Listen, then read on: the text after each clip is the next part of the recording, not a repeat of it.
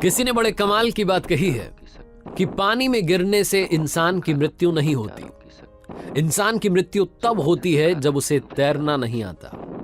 परिस्थितियां कभी भी समस्या नहीं बनती। समस्या तब बनती हैं जब उनसे निपटना नहीं आता। नमस्ते दोस्तों, मेरा नाम है आरजे कार्तिक और आपके लिए एक छोटी सी कहानी। ये कहानी एक दिव्यांग राजा की, जिसके राज्य में कहीं कोई समस्या नहीं थी। सब लोग खुश थे, ऊपर वाले को धन्यवाद करते थे कि इतने अच्छे राजा साहब आपने हमारी जिंदगी में भेजे। वो राजा दिव्यांग था, उसकी एक आंख नहीं थी, एक पैर नहीं था, लेकिन राजा को इस बात का कोई मलाल नहीं था। एक दिन राजा अपने महल की गैलरी में घूम रहा था, उस गलियारे में घूम रहा था और पोर्ट्रेट्स देख रहा था। जो शानदार पेंटिंग्स लगी थी उनको देख रहा था।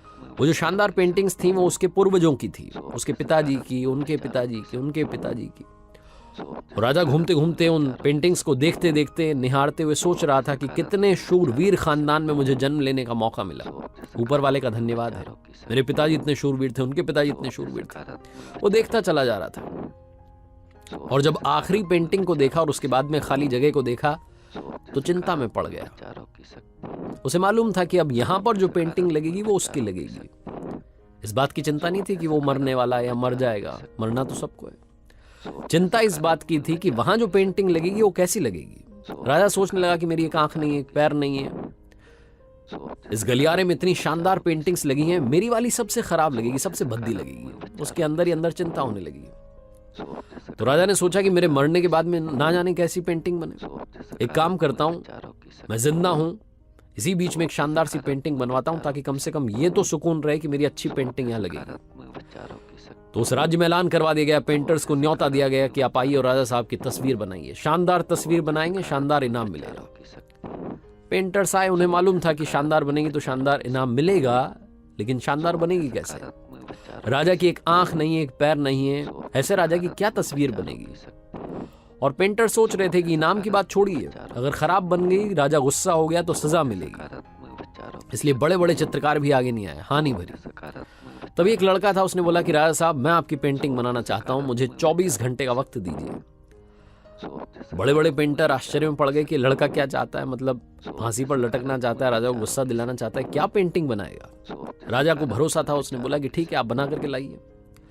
अगले दिन वो लड़का पेंटिंग बना करके लाने वाला था। दरबार भर चुका था, दूर दूर से लोग आए हुए थे देखने के लिए कि लड़का क्या पेंटिंग बना करके लाएगा।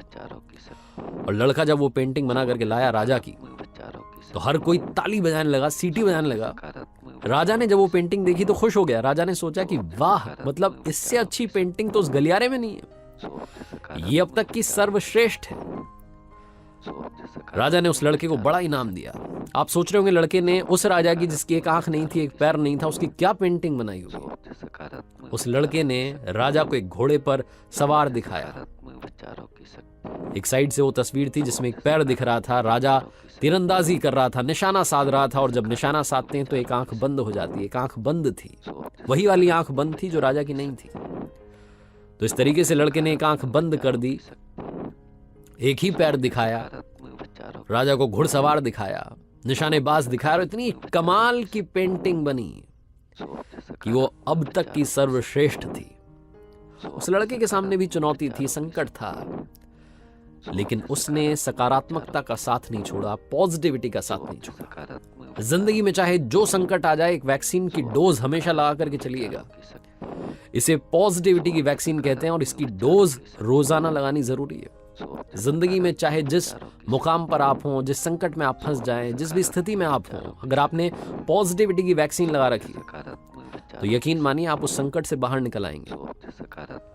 बस आपसे इतना सा कहना चाहता हूं कि जिंदगी में उम्मीद का साथ मत छोड़िएगा, क्योंकि जिसने उम्मीद का साथ छोड़ दिया, जिंदगी उसका साथ छोड़ देती है।